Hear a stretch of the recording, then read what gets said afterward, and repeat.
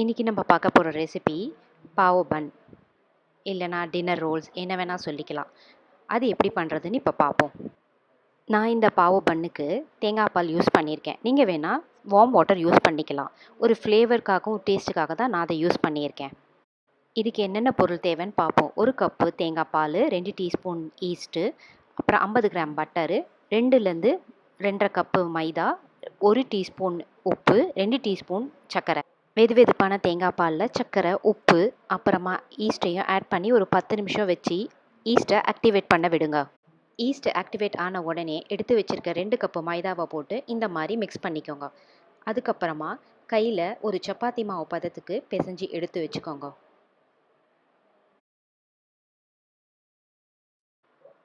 இந்த மாதிரி பிணைஞ்சதுக்கு அப்புறமா எடுத்து வச்சுருக்க 50 கிராம் பட்டரையும் போட்டு இதுக்கப்புறமாவும் மிச்சம் இருக்கிற அரை கப்பு மாவையும் போட்டு நல்லா பிணைஞ்சிக்கோங்க. மாவு ஒரு மாதிரி ஸ்டிக்கியாக இருக்கும். அப்போ தேவைன்னா 1 டீஸ்பூன் மாவை போட்டுக்கோங்க. வேணும்னா இன்னொன்றும் போட்டுக்கலாம். இந்த மாதிரி சப்பாத்தி மாவு பதத்துக்கு நல்லா மாவு பிணைஞ்சு வரும்.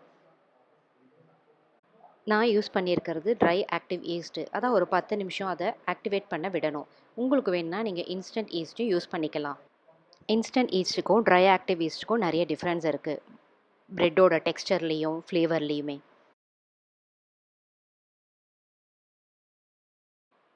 இப்போ நம்ம பார்க்க போகிறது விண்டோ பெயின் டேஸ்ட். அப்படின்னா பிணைஞ்சு முடித்த மாவில் கொஞ்சம் மாவு அப்படி ஸ்ட்ரெச் பண்ணி இழுத்திங்கன்னா ஒரு தின் லைட் பாஸ் ஆகிற மாதிரி நடுவில் கிழியாமல் வரும். அப்படி கிழிஞ்சிடுச்சுன்னா மாவு இன்னும் பிணையணும்னு அர்த்தம். கிழியாமல் வந்துச்சுன்னா மாவை நீங்கள் நல்லா கரெக்டாக பிசைஞ்சிருக்கீங்கன்னு அர்த்தம். மாவு ரெடியான உடனேயே ஒரு பவுலில் எண்ணெயை விட்டு இந்த பிணைஞ்சிருக்க மாவையும் போட்டு ஒரு 1 ஹவர் மூடி ஃபஸ்ட் ரைஸ் பண்ண விடுங்க. 1 ஹவர் கழிச்சு திறந்து பார்த்தீங்கன்னா மாவு நல்லா உப்பி வந்திருக்கும். இந்த உப்பின மாவை திருப்பியும் நல்லா பிணைஞ்சு எடுத்துக்கோங்க. அப்புறமா இதை 9 துண்டுகளாக கட் பண்ணி ஈக்குவல் ஷேப்பாக எடுத்து இந்த மாதிரி திரட்டி பேக்கிங் பேனில் எடுத்து அடுக்கி வச்சு திருப்பியும் செகண்ட் ரைஸ் பண்ண விடுங்க.